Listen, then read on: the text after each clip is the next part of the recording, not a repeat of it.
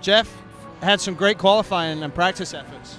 Yeah, we actually were times were dropping rather dramatically. We took another second off in the first qualifying practice, and the second qualifying we put the new tire on, and I was just got on a good tow with Chris Ulrich, and just made a little minor mistake in turn one, and had to eject myself from the bike and get away from it.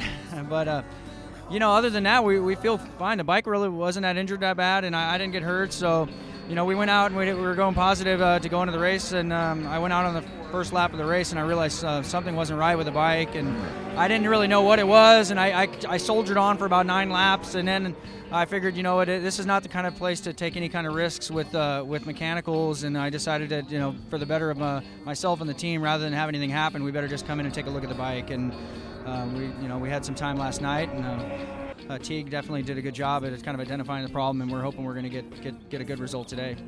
Especially with 2 races.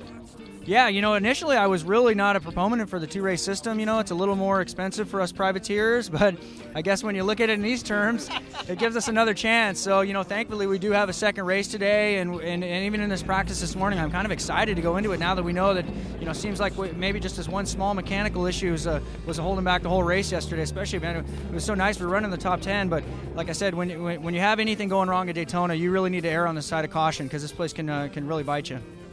So Teague, what did you troubleshoot last night? Well, what we noticed is when Jeff high-sided, our front wheel speed sensor got hit and it bent the bracket, and I didn't pick that up before we sent him out for the race. We were so rushing to get the bike back together. So what I did is we're going to turn all the sensors off and send them out, because what I think is happening is one of the sensors activating while he's on the banking, so it's cutting the motor off, so it can't get it out of 5th gear. So we're going to turn everything off. We're going to do the practice.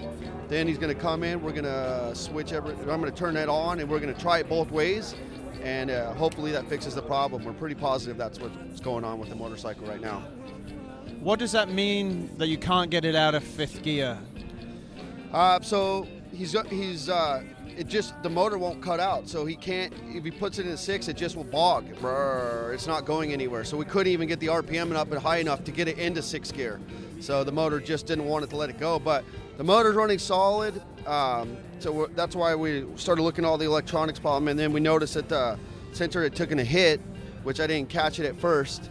And so we started going through that and just going through just measuring everything, and I think that's what the problem is. So we'll get it sorted out. We always do. Well, you just got a smart, methodical plan to work through, and if it works, it works, and if there's electrical stuff that you can identify, then you know where to go. Right.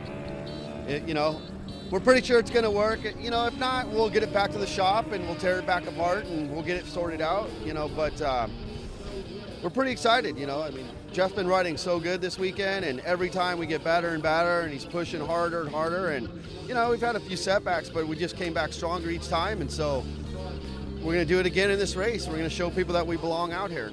And I don't think there's any doubt of that with what you've both achieved, not only with the fundraising to get here and build a bike, but also the adversity you guys have come through.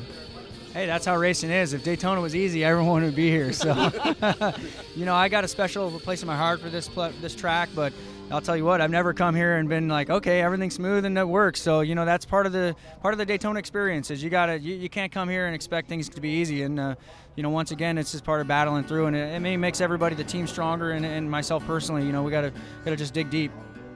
Well, good luck, fellas. We wish you the best and hope everything all works out. Thank you, guys. Thank you, guys. Appreciate it.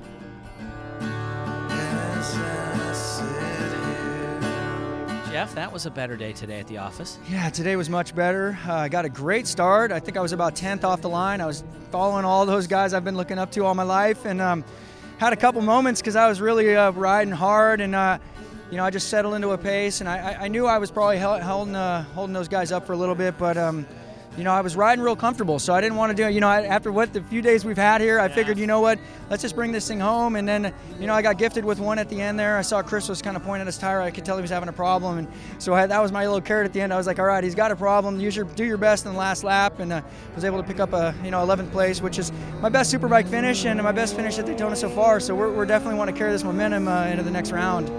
So you solved the electrical gremlins, obviously.